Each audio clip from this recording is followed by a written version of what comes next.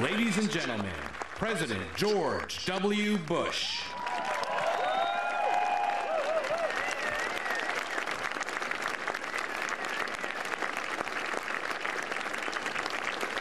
Thank you all. Please be seated.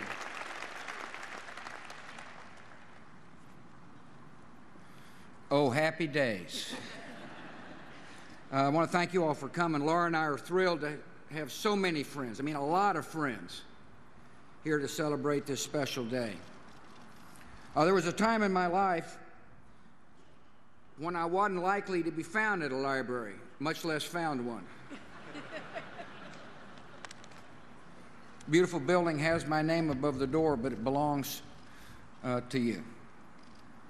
It honors the cause we serve and the country we share. For 8 years, you gave me the honor of serving as your president, and today I'm proud to dedicate this center to the American people.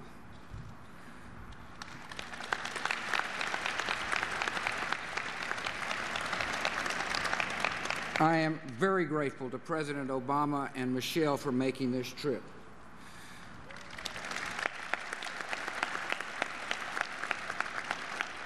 Unlike the other presidents here, he's actually got a job.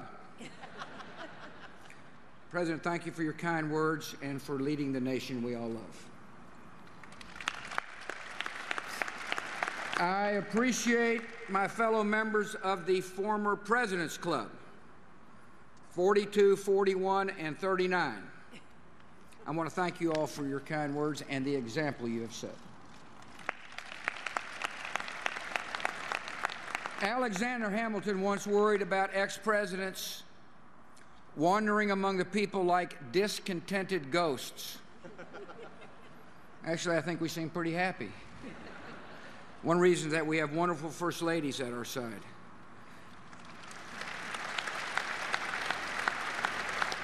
Hillary and Rosalind, thank you for your service and your generosity.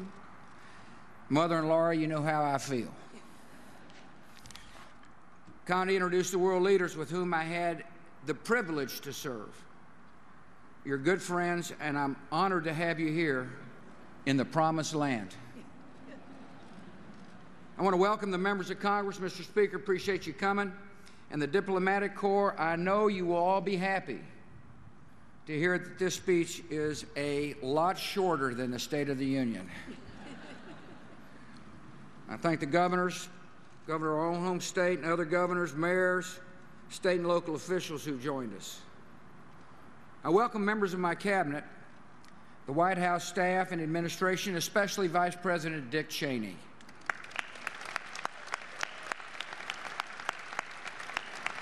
From the day I asked Dick to run with me, he served with loyalty, principle, and strength. Proud to call you friend. History is going to show that I served with great people, a talented, dedicated, intelligent team of men and women who love our nation as much as I do. I want to thank the people who have made this project a success. President Gerald Turner runs a fantastic university.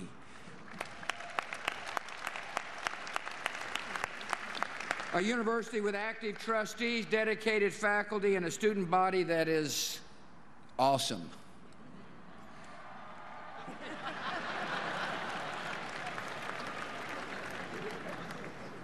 I want to thank David Ferriero, Alan Lowe, and the professionals at the National Archives and Records Administration who have taken on a major task, and I am confident you all will handle it.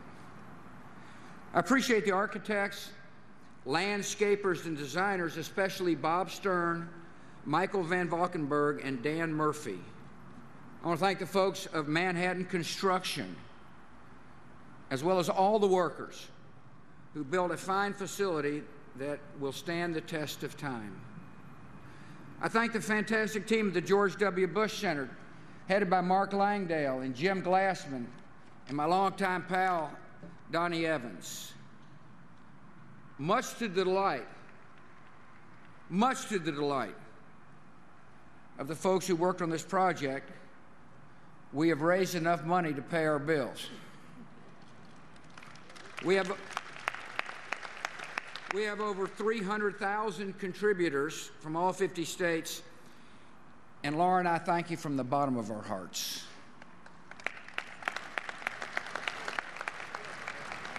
This is the first time in American history that parents have seen their son's presidential library. Mother, I promise to keep my area clean. You know, Barbara Bush taught me to live life to the fullest, to laugh a lot, and to speak my mind, a trait that sometimes got us both into trouble. Dad taught me how to be a president. Before that, he showed me how to be a man. And 41, it is awesome that you are here today.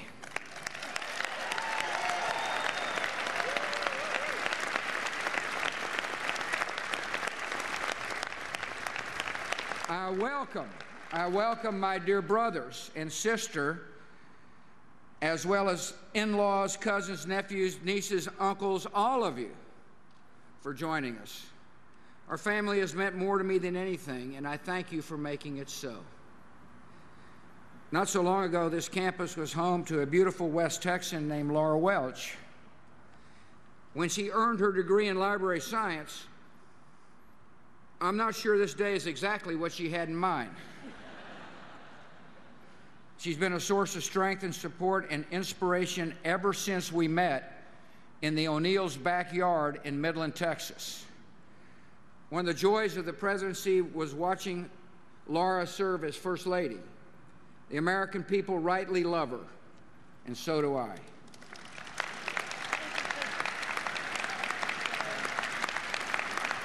Laura's going to be even better at her next role, grandmother. It was a joy. I can't tell you what a joy it was to hold little Mila.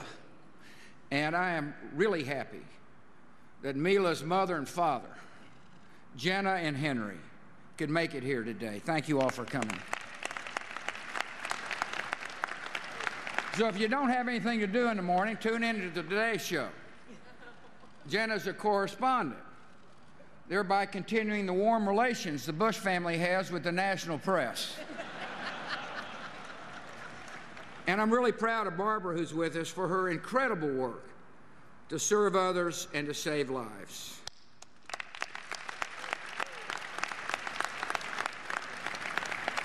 Today marks a major milestone in a journey that began 20 years ago when I announced my campaign for governor of Texas.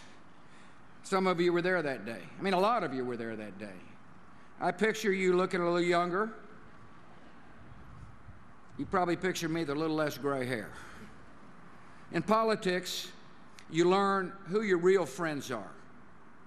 And our friends have stood with us every step of the way.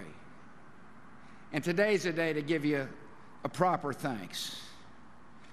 In democracy, the purpose of public office is not to fulfill personal ambition. Elected officials must serve a cause greater than themselves. The political winds blow left and right, polls rise and fall, supporters come and go. But in the end, leaders are defined by the convictions they hold. And my deepest conviction, the guiding principle of the administration, is that the United States of America must strive to expand the reach of freedom.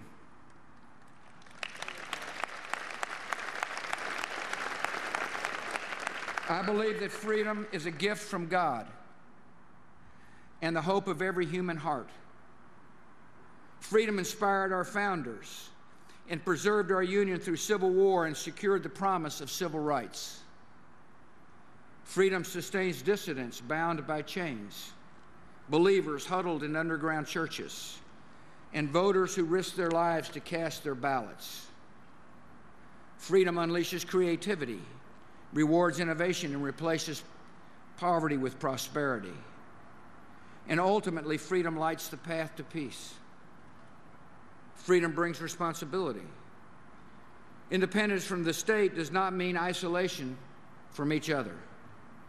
A free society thrives when neighbors help neighbors, and the strong protect the weak, and public policies promote private compassion. As president, I tried to act on these principles every day. It wasn't always easy, and it certainly wasn't always popular. One of the benefits of freedom is that people can disagree. It's fair to say I created plenty of opportunities to exercise that right. But when future generations come to this library and study this administration, they're going to find out that we stayed true to our convictions.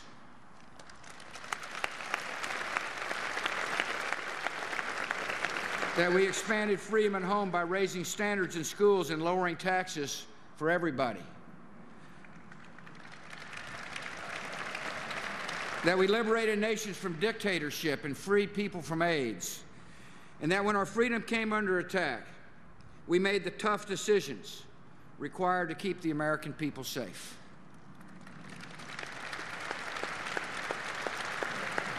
Those same principles define the mission of the Presidential Center.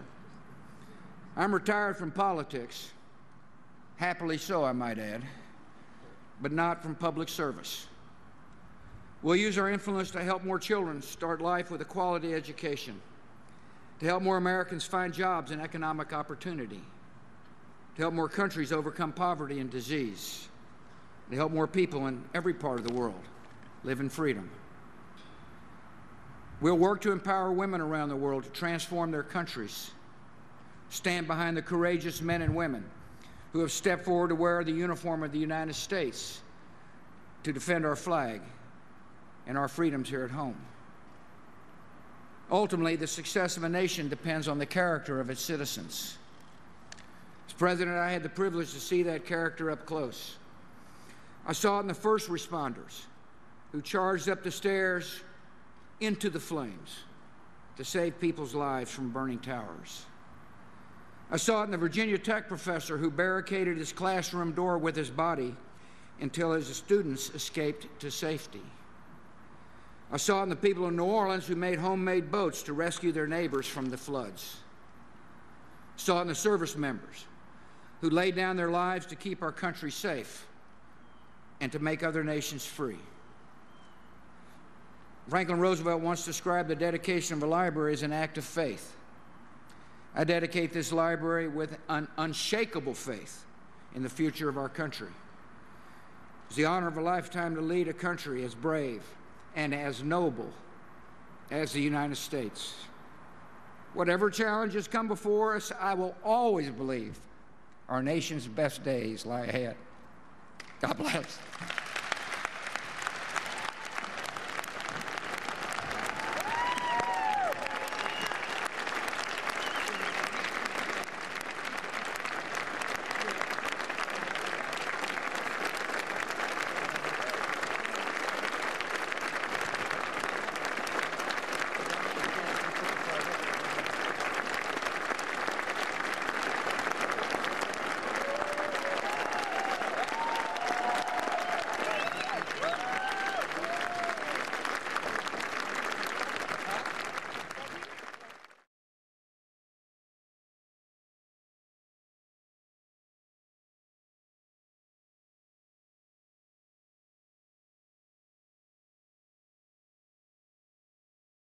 This has been a Sunfish production.